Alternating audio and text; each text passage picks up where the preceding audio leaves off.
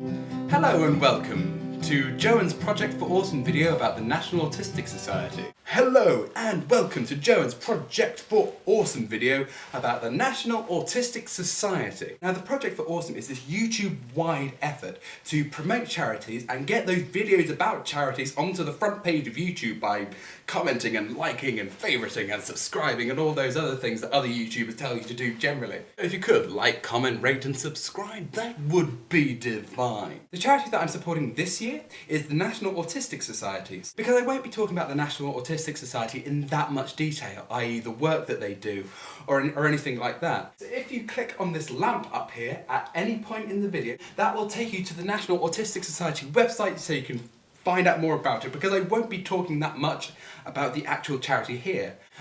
For more details about the National Autistic Society, I highly recommend Barry Aldridge's vlogs about them. He does the National Autistic Society every year, and he is just an incredible human being and a really great video maker and expresses these things much more eloquently than I can. So if you click at any point on this poster of the Beatles here, then that will take you to Barry Aldridge's vlog. And if you want to know about my experiences with autism, I recommend clicking on the other Beatles poster over here. Now, Joan, why do you support the National Autistic Society when there are so many autistic charities up and running? Well, figment of my imagination, I support the National Autistic Society because they have a really good attitude towards disability generally. As with any charity, it's really, really important that you focus on the charities that do the best work for whatever cause that they're trying to do. For example, I could be talking to you about Autism Speaks, which is the National Autistic Society's main competitor. Now their conception of autism sounds really great at face value. Autism Speaks say that autism is a bit of a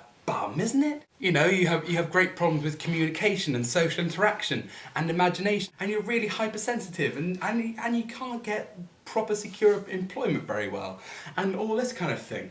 I know, let's find a cure, which is great at face value. If I ran a charity wanting to fight disease, that's exactly the approach that I would go through. Look at the biological makeup of somebody and find a cure for that disease. Except Autism Speaks makes this really fundamental error. Autism isn't a disease. And I have no doubt that Autism Speaks are a really lovely bunch of people, really well intentioned, but I'm sorry, your focus is lacking. I for one am really, really proud of being autistic. I know I don't have it as bad as other people do, and I'm really talking from the mild end of the spectrum here, but I really love being autistic in certain ways because I can concentrate on things that other people will find boring, like social theory and structural functionalism and all this kind of thing. Like the other day I was reading a guy called Kenny and his paper called On Referring, and did a chuckle because it was a joke. Now the National Autistic Society's main focus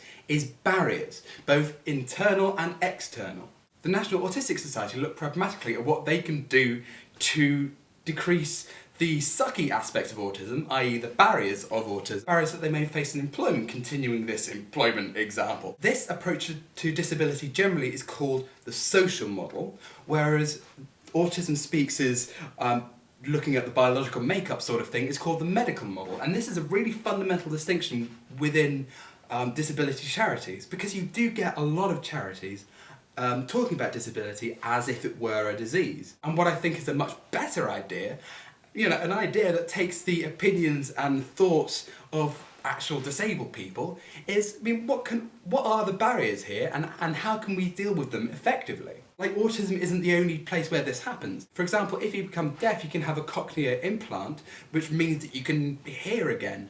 But not a lot of deaf people go for it. In the deaf community, they really look down on it because it's taking away what's part of them. And that's all I really want to put out there. Just be wise about what disability charity you support, if you support a disability charity. But yes, that was Joan's Project for Awesome video. I shall see you at some point in the future, and don't forget to comment and like and do all the other things that other YouTubers tell you to do. I'll throw in a little something. If this video gets to 1,000 views, I shall donate my first YouTube paycheck to the National Autistic Society. I shall see you soon, and don't forget to be awesome.